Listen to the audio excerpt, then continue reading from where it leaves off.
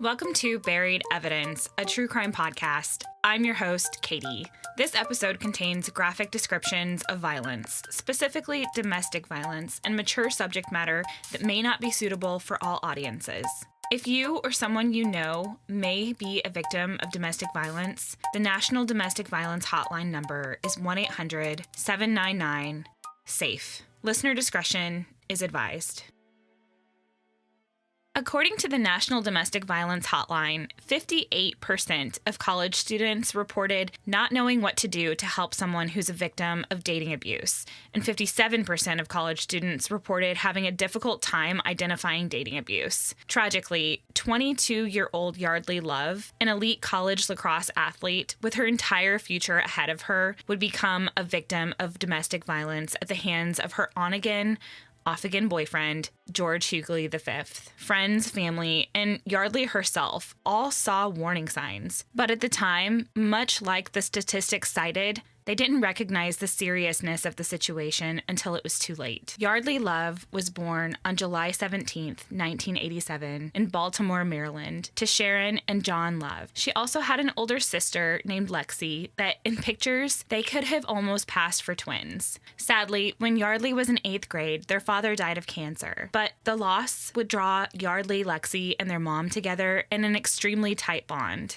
Yeardley's father had been an alum at the University of Virginia in Charlottesville prior to joining the military. And one summer, when Yeardley's sister attended a camp in Charlottesville, the family drove her down together. And so it goes that after that trip to Charlottesville, at the age of 10, Yeardley had decided she was going to play lacrosse for UVA in college. That was her dream. And with steadfast determination, that is exactly what she did. In high school, Yeardley attended Notre Dame Prep, where she became a standout lacrosse and field hockey player before being accepted to the University of Virginia to play on the women's lacrosse team. Standing at 5'6" and just 115 pounds, Yeardley was a force to be reckoned with on the lacrosse field. Her coaches said she always gave 100%, and her teammates described her as a bulldog on the field. They were amazed that with her small stature, she was capable of being such a fierce competitor.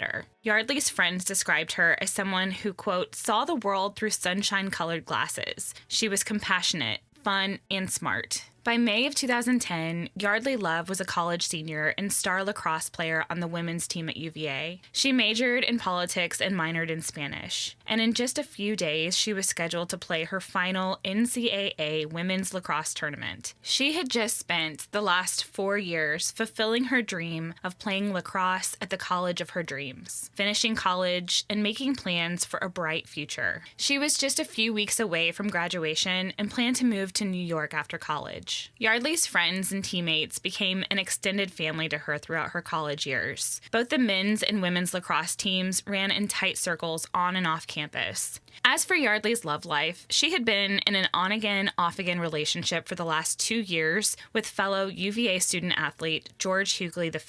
Huguely was also a star lacrosse player from the men's team who had attended the all-boys Landon School in Bethesda, Maryland before being accepted to UVA. George came from a prominent family in the affluent town of Chevy Chase, Maryland, just north of Washington, D.C. He came from a family with a long line of successful businessmen. Huguely was provided a life of privilege and affluence. He was introduced to lacrosse as a child and played most of his life. By the end of their senior year, the relationship had become tumultuous. Both parties had been unfaithful, and they fought often. It's widely understood that one of the most dangerous periods for domestic violence victims is after the relationship has ended, and by spring of 2010, Yeardley had grown tired of Huguely's drinking and bad behavior. She broke up with him and began to date other people, but the couple continued to see each other often. It was difficult not to. Yeardley and Huguely lived less than a block away from one another, each in an off-campus apartment on 14th Street in Charlottesville. They went to the same bars and ran in the same tight-knit friend group. In the weeks after the breakup, witnesses would tell police that Huguely's alcohol-fueled fits of violence had been escalating. Huguely allegedly punched a teammate for walking Yeardley home one evening in February that year, and witnesses told a disturbing story about a physical altercation between Yeardley and Huguely that required them to intervene. At the time, Huguely was nearly twice Yeardley's size, weighing approximately 200 pounds and stood 6'2". foot 2 inches tall. The night of the altercation, Huguely had been drinking heavily, and the couple got into an argument about